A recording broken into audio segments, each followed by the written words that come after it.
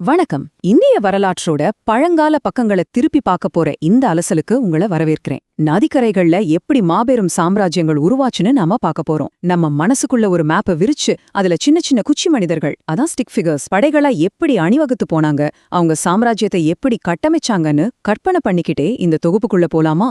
Okay, இதுதான் நம்ம agenda. ஒரு சின்ன சிலபஸ் மதே குறிப்பெடுத்துக்க வசதியா இருக்கும்.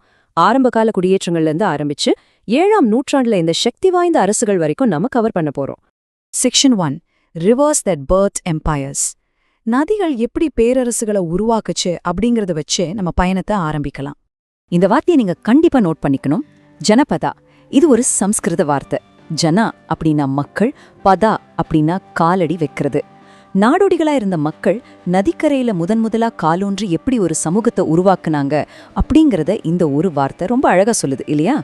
காலப்போக்குல இதுவே வர்த்தகத்தால இணைக்கப்பட்ட பெரிய மாநிலங்களா மாறிடுச்சு. சரி, இந்த பகுதிகள் மட்டும் ஏன் அவ்வளோ செழிப்பா இருந்துச்சு? இதுக்கு முக்கிய காரணம் ஆசியாவோட வாட்டர் டவர்ஸ் அப்படின்னு சொல்லப்படுற இமயமலை தான். அங்க உருகி வர்ற பனிதான் சிந்து, கங்கை அப்புறம் பழங்கால சரஸ்வதி நதிகளுக்கு உயிர் கொடுத்துச்சு. வருஷம் முழுக்க தண்ணீர் கிடைச்சதால பெரிய அரசுகள் உருவாகவும் விவசாயம் செழிக்கவும் போக்குவரத்துக்கும் இந்த நதிகள் தான் மிகப்பெரிய காரணமா இருந்துச்சு. சுருக்கமா சொல்லணும்னா முதல் இந்திய பேரரசுகளோட விதைகளுக்கு தண்ணீர் ஊத்துனதே இந்த நதிகள் தாங்க. Section 2, Magadha and first builders. Ganga சமவெளியில அதிகாரம் எப்படி ஒரு இடத்துல குவிய ஆரம்பிச்சதுன்னு இப்ப பார்க்கலாம். இப்போ நம்ம கற்பனையில இருக்கிற இந்த ஸ்டிக் ஃபிகர்ஸ் எவ்ளோ வேகமா உங்க கிரீடங்களை மாத்திக்கிறாங்கன்னு கொஞ்சம் நினைச்சு பாருங்க. மகத பேரரசோட சிம்மாசனம் சில நூற்றாண்டுகள்ல எவ்ளோ வேகமா மாறி இருக்கு பாருங்க. ஹரியங்க வம்சத்தோட பிம்பிசாரர்ல ஆரம்பிச்சு நந்த வம்சத்தோட மகாபத்மநந்தர் வரைக்கும் ஆட்சி எப்படி மாறுச்சுன்னு இந்த டைம்லைன் ரொம்ப தெளிவா காட்டுது. நோட்ஸ் எடுக்கிறவங்களுக்காகவே ரெடி பண்ண மைண்ட் மேப் டேபிள் இது.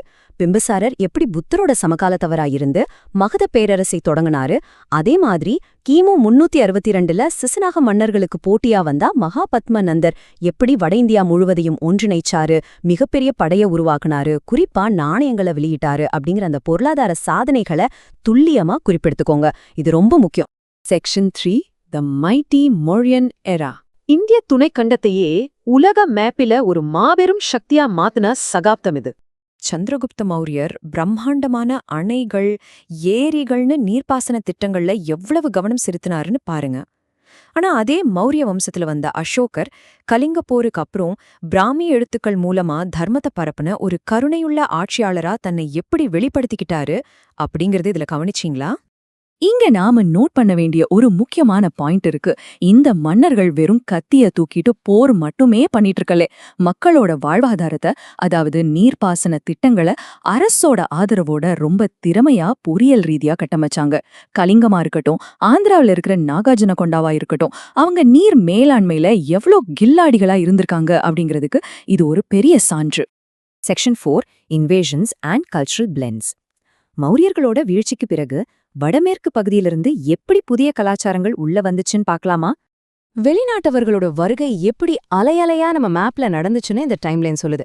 பெர்ஷிய பேரரசர் சைரஸ்ல ஆரம்பிச்சு கலாச்சார ரீதியா ஒரு பெரிய தாக்கத்தை ஏற்படுத்தின அலெக்சாண்டரோட படையெடுப்பு, அதுக்கப்புறம் இந்தோ கிரேக்கர்கள், சாகர்கள்னு வரிசையா பல படையெடுப்புகள் அரங்கேறிச்சு.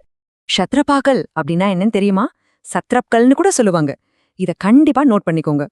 மாகாணங்களை நிர்வகிக்க பெர்ஷியர்கள், இந்தோ கிரேக்கர்கள், சாகர்கள் நியமிச்ச ஆளுநர்களுக்கு தான் இந்த பேரு. காலப்போக்குல இந்த ஆளுநர்கள் தங்களை மகா க்ஷத்ரபாக்கள்னு சொல்லிக்கிட்டு கிட்டத்தட்ட சுதந்திர அரசர்களாவே ஆள ஆரம்பிச்சுட்டாங்க. வெளியில இருந்து படையெடுத்து வந்தவங்க எப்படி நம்ம உள்ளூர் கலாச்சாரத்தோட இரண்டரை கலந்தாங்க அப்படிங்கறத புரிஞ்சுக்க இந்த டேபிள் ரொம்பவே உதவும். இந்தோ கிரேக்க மன்னர் மினாண்டர் கலிங்கத்து காரவேலனுக்கு சமகாலத்தவர். அவரு தன் நாணயங்கள்ல தன்னை சோட்டர், அதாவது ரக்ஷகன்னு புரிச்சுக்கிட்டாரு. அடுத்து சாக வம்சத்து ருத்ரதாமனை பாருங்க. ஹிந்து மத கடவுள்களை நாணயங்கள்ல கொண்டு வந்து உள்ளூர் மக்களோட ஒன்றிணைஞ்சாரு. அப்புறம் குஷான மன்னர் கனிஷ்கர் மகாயான பௌத்தத்தையும் காந்தார கலையும் எப்படி வளர்த்தாருன்னு பாருங்க. அவங்க வெறும் நிலத்தை மட்டும் பிடிக்கலங்க, உள்ளூர் மரபுகளையும் ரொம்ப அழகா உள்வாங்கி பயன்படுத்தினாங்க. செக்ஷன் 5, தி கோல்டன் குப்தா ஏஜ். அப்படியே டைம் மெஷின்ல ஏறி ஒரு கிபி 3ஆம் நூற்றாண்டுக்கு வருவோம். மீண்டும் ஒரு பெரிய சாம்ராஜ்யம் எப்படி உருவாகுதுன்னு பார்ப்போம். இந்த மேப்ப கொஞ்சம் நல்லா பாருங்க. பாடலிபுத்திரத்தை தலைநகரா வச்சுக்கிட்டு குப்த பேரரசு வட இந்தியா முழுக்க எப்படி தான் ஆதிக்கத்தை செலுத்துதுன்னு தெரியுதா? அதே நேரத்துல தெற்கு பக்கமா வாகாடகர்களும் பல்லவர்களும் அவங்க பகுதிகளை எப்படி தனித்தனியா ஆள்றாங்கன்னு புவியியல் ரீதியா இது ரொம்ப தெளிவா விளக்குது. அதிகாரத்தோட உச்சம்னா என்னன்னு இத பார்த்தா புரியும். முந்தி இருந்த மன்னர்கள்லாம் சாதாரணமா ராஜன், மகாராஜா அப்படின்னு தான் பட்டங்கள் வச்சுக்கிட்டாங்க. ஆனா குப்தர்களோட ஸ்டைலே வேற. தங்கள மகாராஜாதிராஜா, சாம்ராட், சக்கரவர்த்தி அப்படின்னு ரொம்ப கெத்தா அறிவிச்சுக்கிட்டாங்க. இதோட அர்த்தம் என்ன? மத்த எல்லாரையும் விட நாங்க தான் சுப்ரீம் அப்படின்னு பகிரங்கமா அவங்க காட்டினதுதான் இது. Section 6 Harsha and regional powers. 7ஆம் நூற்றாண்டுல இந்திய துணைக்கண்டம் எப்படி பல பிராந்திய அரசுகளா பிரிஞ்சுச்சு அப்படிங்கறத பார்க்கலாம். வட இந்தியாவை கட்டுப்பாட்டுல வச்சுக்க மன்னர் ஹர்ஷர் தன்னோட தலைநகர கன்னௌசிக்கு எப்படி மாத்தினாருன்னு பாருங்க. அதே நேரத்துல தெற்கே சாளுக்கியர்களும் பல்லவர்களும் ரொம்ப ஸ்ட்ராங்கா அவங்க ஆதிக்கத்தை நிலைநாட்டுனாங்க.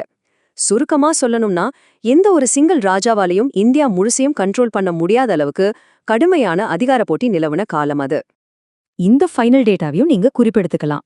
வடக்கே ஹர்ஷர் அறிஞர்களை ஆதரிச்சு தன் பேரரச எப்படி விரிவாக்குனார்னு பார்த்தோம்.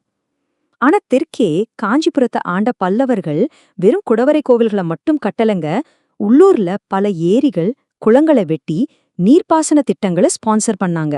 இது மூலமா அவங்க விவசாயத்தையும் தங்களோட சமூக அந்தஸ்தையும் எவ்வளவு கெட்டியா பிடிச்சுக்கிட்டாங்க பாருங்க. இங்க நாணயங்களோட பரிணாம வளர்ச்சியை பாருங்க, ரொம்பவே ஆச்சரியமா இருக்கும். ஆரங்க கால அரசுகளோட அந்த பஞ்ச்மார்க் பண்ணப்பட்ட சாதாரண வெள்ளி காசுகள்ல இருந்து ஹர்ஷர் காலத்துல வந்த அந்த தோகை விருத்தாடும் மயில் பொறிக்கப்பட்ட நாணயம் வரைக்கும் அவங்களோட கலைத்திறன் எவ்வளவு நுட்பமா வளர்ந்திருக்கு. இது வெறும் பணம் இல்லைங்க, அது அவங்களோட பெருமையோட அடையாளம். ஓகே, நாம பார்த்த எல்லாத்தையும் ஒன்னா இணைச்சு பார்த்தோம்னா ஒரு விஷயம் நல்லா புரியும். இந்த அரசர்களோட உண்மையான லெகசி அப்படிங்கிறது அவங்க பண்ண போர்களோ படையெடுப்புகளோ கிடையாது. பல நூற்றாண்டுகளா அவங்க பண்ண நீர் மேலாண்மை பொறியியல் தான். மௌரியர்கள் கட்டின அணைகள்ல ஆரம்பிச்சு 11ஆம் நூற்றாண்டுல வந்த போபால் ஏரி, அலாவுதீன் கில்ஜியோட ஹவுஸ் காஸ் குளம் வரைக்கும் இந்த நீர்ப்பாசன புரட்சி எப்படி தொடர்ந்திருக்கு பாருங்க.